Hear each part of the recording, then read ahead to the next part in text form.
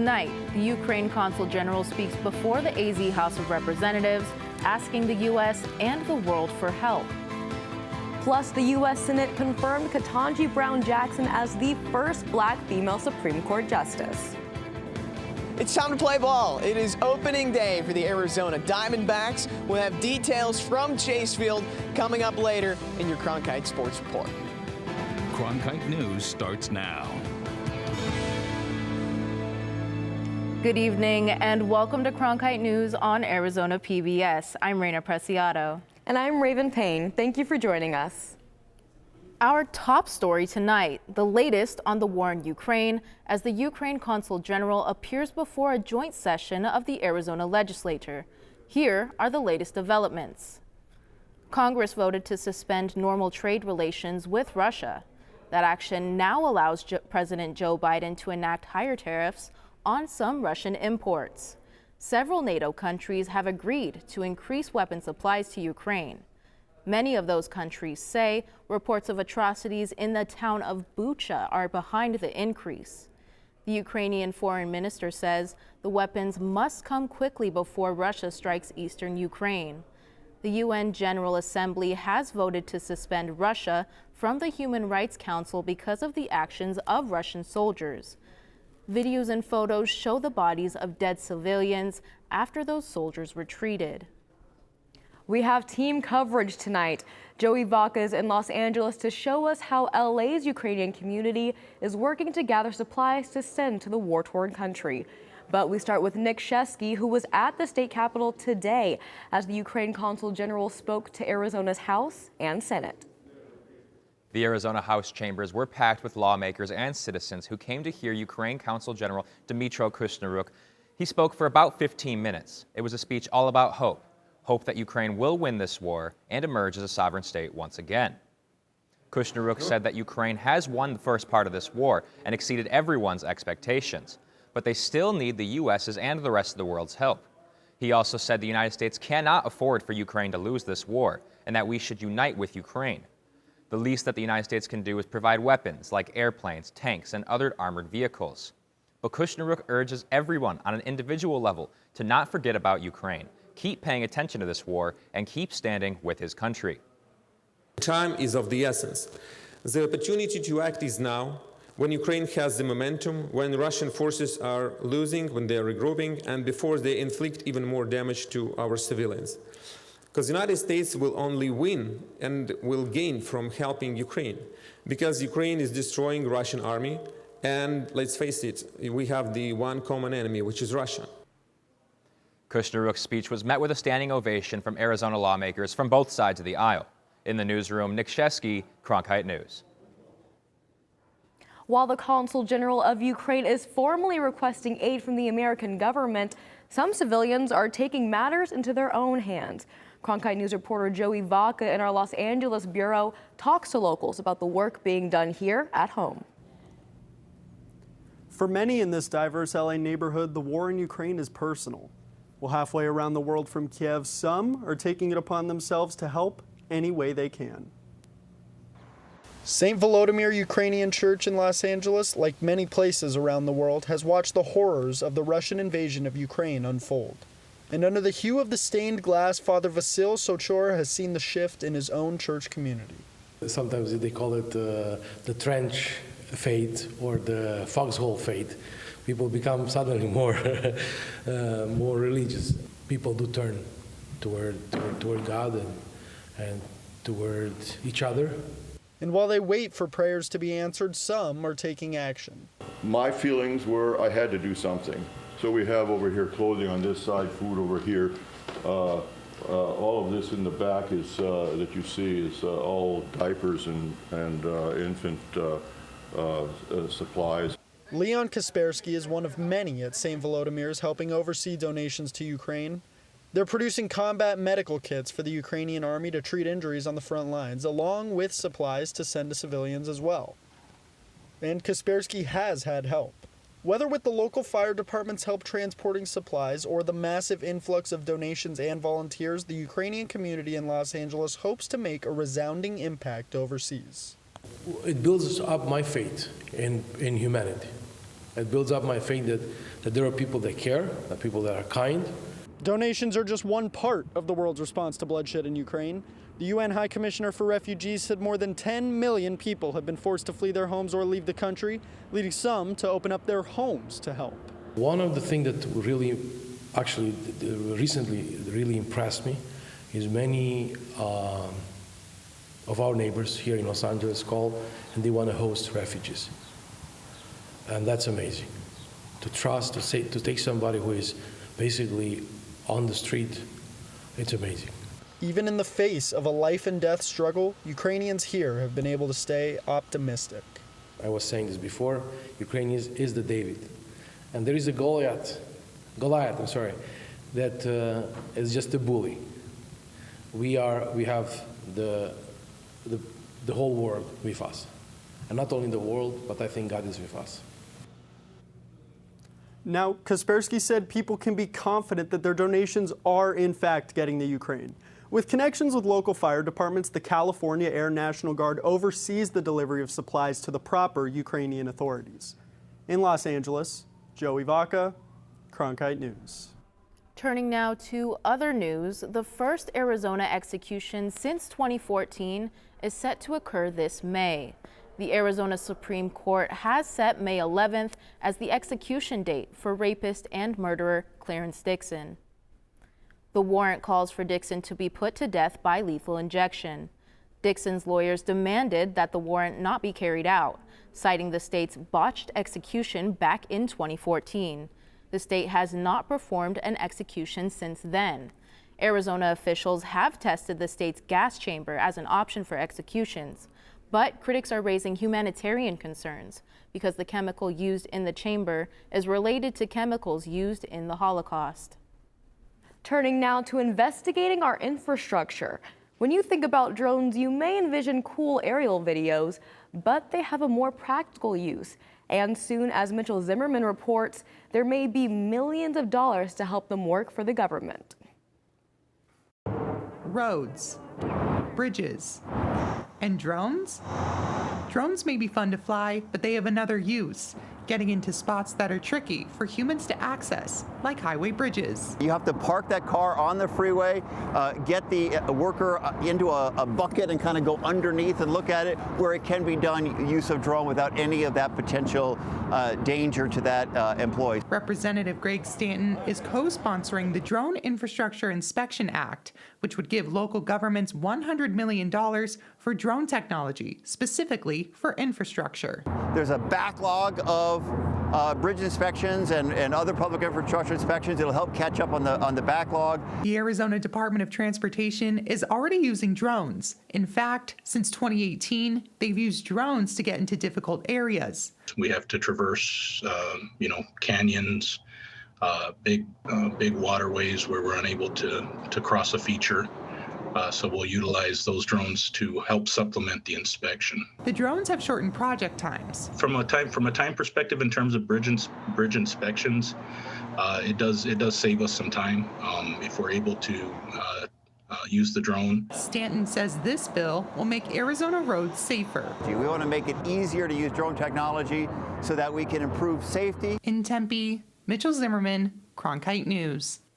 According to the American Association of State Highway and Transportation Officials, drone inspection slashes 74% of the cost and 88% of the time of a manual inspection.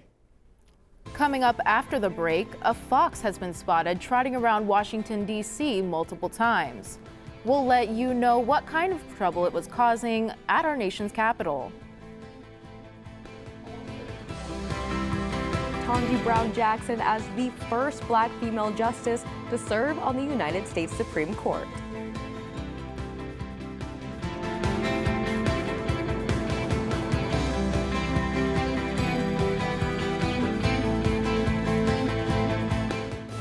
What you get from Washington Week that you will not get anywhere else are the best and the brightest reporters from different media companies, and they're able to have a real conversation about things that are happening in Washington and around the country.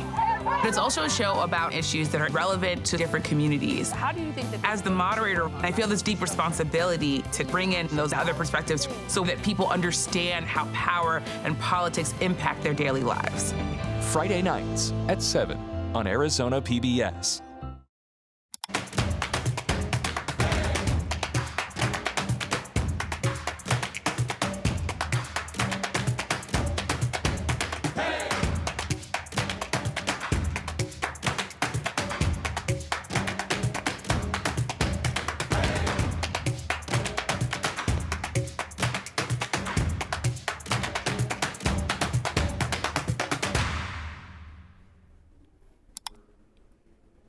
Today, the U.S. Senate confirmed Ketanji Brown Jackson as the first black female Supreme Court justice. 3 Republican senators crossed party lines to vote in favor with Democrats. Republican Senators Mitt Romney, Susan Collins, and Lisa Murkowski joined Democrats by voting in favor of the confirmation.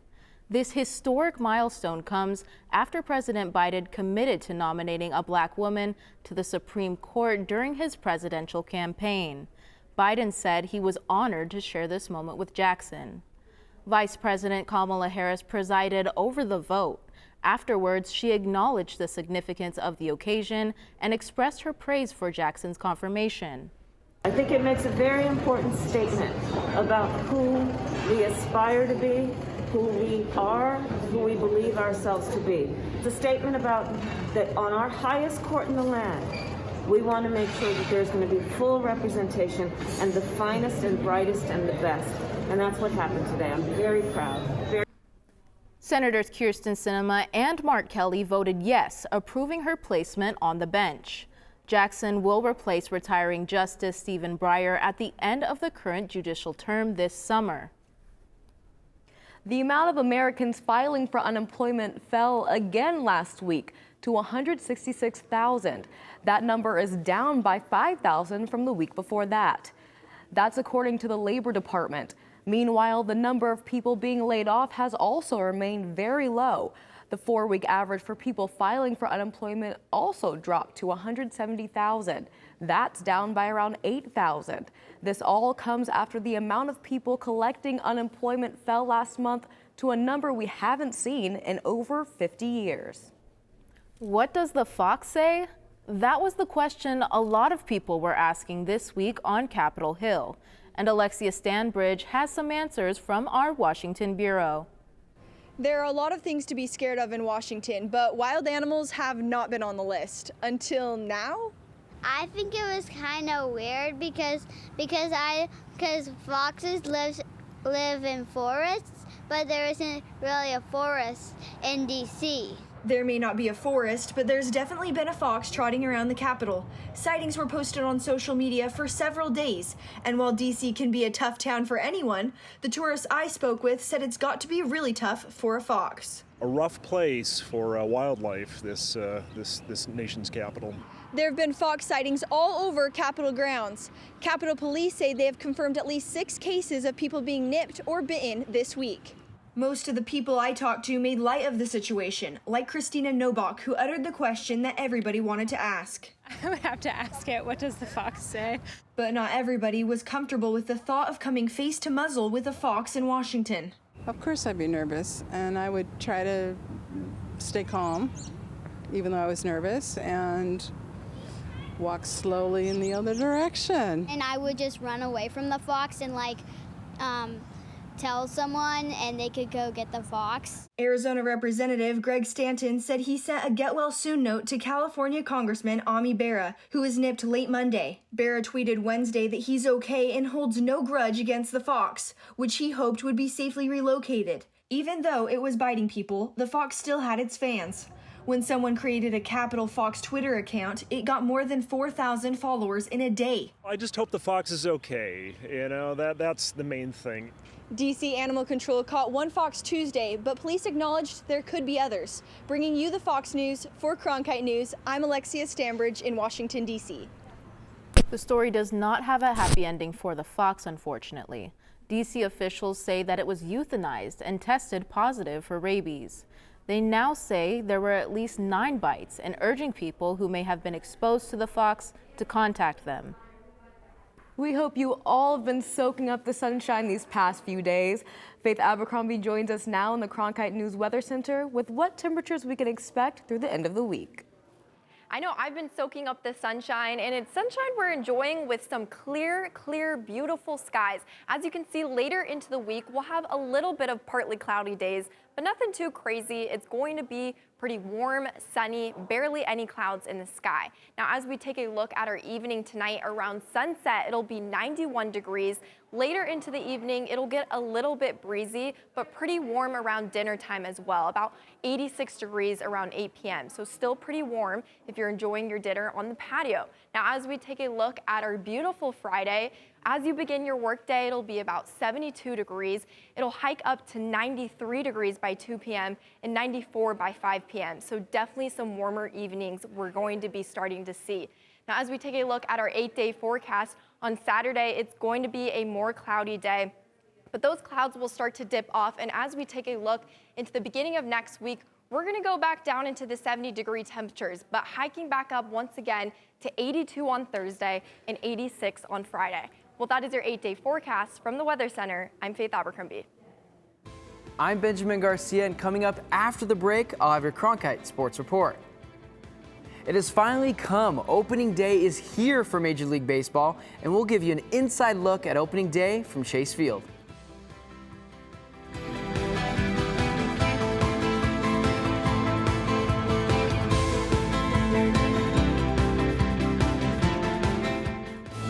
What you get from Washington Week that you will not get anywhere else are the best and the brightest reporters from different media companies, and they're able to have a real conversation about things that are happening in Washington and around the country.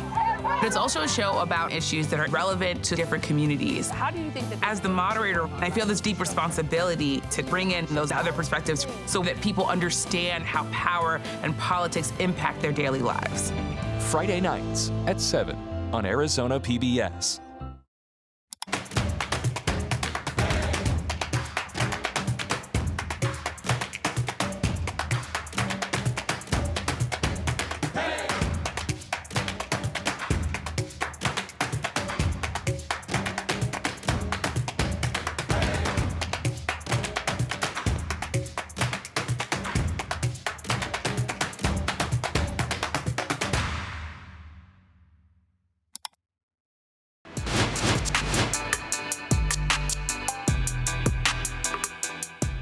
Welcome back to Cronkite News. I'm Benjamin Garcia, and this is your Cronkite Sports Report. It's a day baseball fans have been waiting for. Opening day in the major leagues, and the Arizona Diamondbacks open tonight at Chase Field. Cronkite News reporter Andrew Curlin is at the ballpark with more on what fans can expect. Well, it is April 7th, and we are gearing up for a Diamondbacks opening day here in Phoenix. For a while, we didn't even know if we would get here. It was a 99-day lockout in the MLB. Players and owners finally came to an agreement, and fans are happy that baseball is officially back. Baseball being back is very exciting. I mean, we weren't really sure how things were going to play out with the lockout, but now that it's here, I think fans will be excited again to see baseball. It's so much fun. I just really enjoy it. Fans have been buying tickets all week. The grounds crew has been preparing the field, and the Diamondbacks are ready to take on their division rival San Diego Padres tonight. Madison Bumgarner takes the mound for the D-backs against Yu Darvish. Fans can expect the usual excitement that comes with opening day. And to have a normal opening day is going to be unbelievable. Even last opening day, we weren't at full capacity, as you know. We obviously will have all the fanfare and all the celebration that we normally have associated with an opening day. Well, hey, on top of everything, the roof will be open tonight. Check the temperatures, but it's looking like we're going to have a beautiful night of baseball. First pitch is at 6:40, but fans, you're encouraged to get here around 6 o'clock because we've got some pregame festivities, including a flyover from Luke Air Force Base. It's going to be a lot of fun here at Chase Field. I think I got to get in there now so I don't miss any of the action. From Chase Field, Andrew Curlin, Cronkite News. As golfers took the course for the first day of the Masters today, one familiar face was not there. ASU alum Phil Mickelson chose not to participate in the Masters after the recent controversy involving Saudi Arabia and the PGA. However, a few ASU alums did tee off today, including John Rahm and Paul Casey. Fans were excited to see them in Augusta with none other than Tiger Woods. It was Tiger's first competitive round of golf in 508 days after suffering a leg injury in a car crash in early 2021. Woods played well, finishing 1 under par on the day and is 3 strokes behind the leader. He's scheduled to tee off at 10:41 Pacific Standard Time tomorrow morning for round 2. The Suns lost to the Clippers last night by a slim margin, 113 to 109, while sitting 4 of their 5 starters. Backup forward Ish Wainwright shined for the shorthanded Suns, scoring a career-high 20 points on the night. Having the whole team in your corner, from the head coach all the way down to the end, everybody in the corner, my corner, give me the confidence. Like I said before, early in the season, my name is Carl. Be ready. Chemistry among teammates is critical to success. ASU women's lacrosse has a specific dynamic duo who seems to be the life of the team. Cronkite News reporter Ashley Engel reports the chemistry between them is built in their DNA.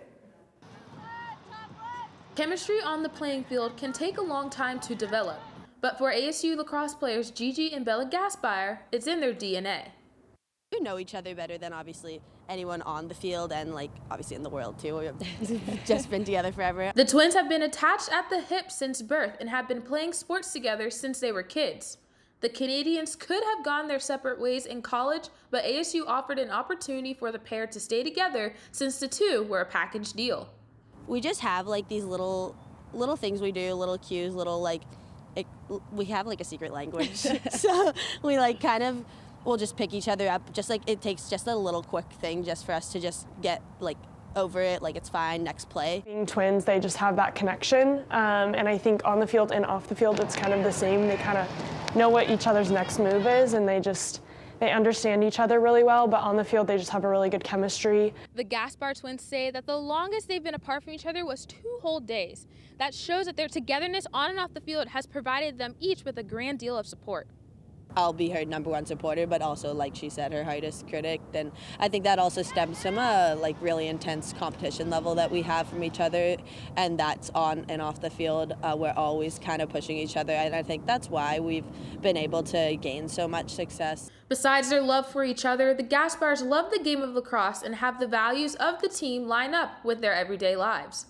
They're just pretty fierce competitors across the board, so that motivates them to want to win and want to do the things that they need to put in order for that to happen for our team. Not only does their strong bond show, but their determination and hard work on and off the field is what makes them the dynamic duo. In Tempe, I'm Ashley Engel, Cronkite News. That does it for today's Cronkite Sports Report. Back to you, Raina. After the break, we're talking about Google's newest multi-search feature that was released today. And this new search tool could make your online shopping a little easier.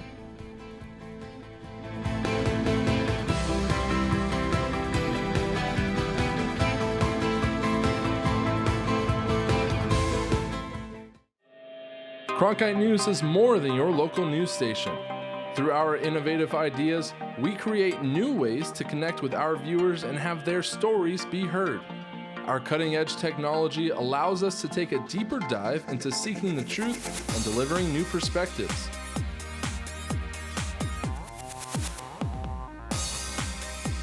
Stay up to date on top Arizona stories anytime on TikTok, Twitter, and Facebook at Cronkite News. It's prime time on your time. Watch Prime Afternoons every weekday on Arizona PBS. Did you miss a show in the evening? Then catch up on Prime Afternoons, your favorite dramas. No more bloody heroics. Antiques Roadshow. Really? Nature and Nova. It's time to reintroduce some wonder into this miracle of nature. All of the best from PBS on Prime Afternoons. Weekdays starting at 1:30, only on Arizona PBS. Every day I wake up, my first thought is, how can I serve this community? The biggest hurdle was not taking PTSD personally. Would you welcome, please, the amazing. Everybody that watches this, they say that I am the greatest that they've ever seen.